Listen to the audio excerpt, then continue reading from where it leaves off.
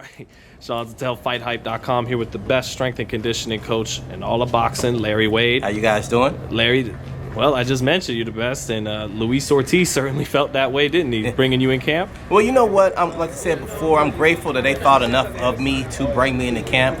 You know, I want to go ahead and say on the record, it's one of the things I've always tried to say, it's a team effort. You know, it's not just me out there with him by myself. You got the lead trainer, you got the physio guy, and you got his assistants, and everybody's out there helping. So, you know, I'm grateful that they at least hear my word and try to take some of my direction, and that's what's happening right now. So I'm thankful to be here. And real quick, Larry, who's this guy next to King Kong on this, on this wall now? Well, they thought enough of me to put me on there for a second, put me on the wall. So, you know, I'm really honored. I'm honored to be here. I'm happy that the young man thinks enough of me. He works hard. I mean, I'm really surprised that he's so extremely athletic. I don't think people talk enough about it.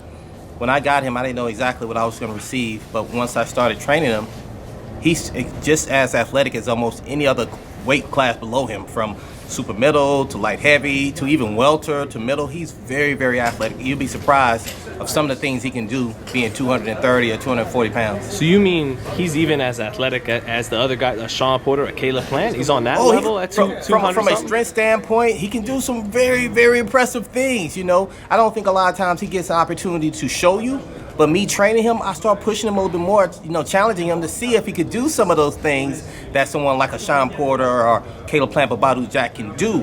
And he can do a lot of it. I mean, almost at the same intensity. So I'm extremely impressed with him. Yeah, well, it's true. That's in the 4th or 5th round against Wilder. I'm sure you recall. Right. He started getting up on those toes, and it was started moving. Impressive how light a man his size. Yeah, and more importantly, one of the things that he needs, which I'm really surprised at, is his feet. Closing the distances, he's really good at it. You wouldn't think a guy that big would be able to move as fast as this guy can move, but with a guy like Deontay, he's going to need that, and so I'm really happy to be able to help him work on that even more. You know, it's not to make a bigger deal about the work you're doing with him, but Luis himself today said, I'm not changing anything. Only thing that's changed is my strength and conditioning, and Larry Wade being on my team. So do you think that will be the difference between winning and losing in this rematch? Well, I think it has a little bit of everyone to be involved that's helping him. You know, you got Yuka helping him stay healthy. You know, Herman, he's a genius with what he does and his vision of how he wants the fight to go. His athleticism and things he can do as a boxer, his eye is amazing. I mean, Ortiz's boxing eye is very, very sharp. He can see it coming before it gets to him. But also the experience that he learned in that first fight with Deontay is going to be a tremendous help. A tremendous help. I mean, once you've been in there with the Lion once before, you know how to tame it the next time you're in the ring with it. And I think now he understands that. So if my assistant can help that much and make that much of a difference, I'm happy to be part of that. So do you think he'll be able to do what he was able to do through 7 rounds, if need be, for all 12? Oh, yeah. Because he said it himself. He gassed. Yeah. Oh, yeah. No question. No question. I think he'll be able to do it all. 15 if needed. Is it true you really had him puking on the track? There's some other places, yeah. There are some other places. But when I tell you he's amazing, man, he gets mad, and I knew I hadn't really touched him until he started talking crazy to me in Spanish. Oh. That's when I knew I'd done my job. Okay, now I'm training him. Now I pushed him. What was he saying? I have no idea, but I can promise you it wasn't nice.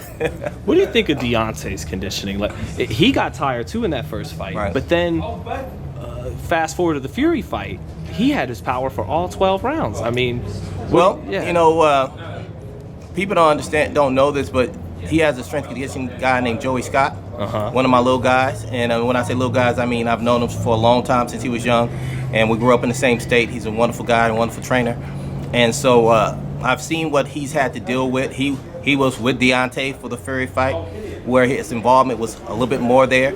So he definitely made an impact for that fight. And with me knowing his history, I understand what they had to go through to get there. So he did carry that speed and power through the entire time.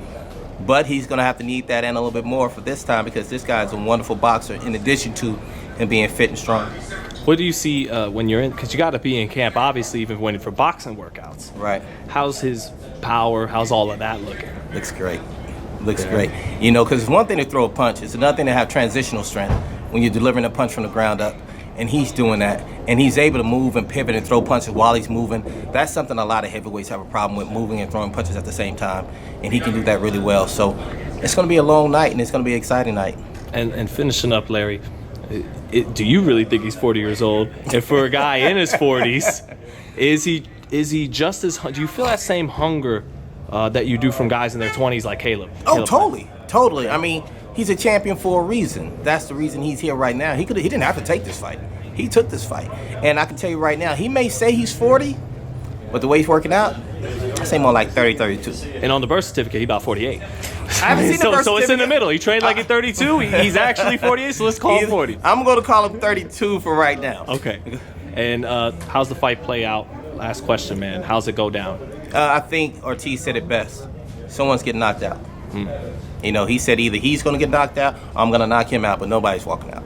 Yeah, and you're not even being overconfident saying we're going to get the knock. You're just saying he's right on that one. It's going to be our guy or his. Well, that's where Ortiz is putting it. He's like, he's not going to let it go any other way. In order for me to lose, is what he's saying, he's going to have to knock me out.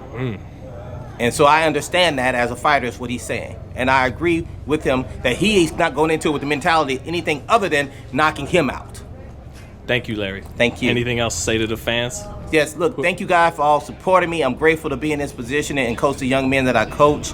If you want to follow me on Instagram, Facebook, Twitter, Coach Larry Wade. Coach Larry Wade is all the name you need to get into any of those. If you support me, I'll greatly appreciate it. And look up them college highlights in Texas. No! Man, it was bad. I was fat and old and just trying to make it happen. No, you were swole. Thank you, Larry. Thank you so much.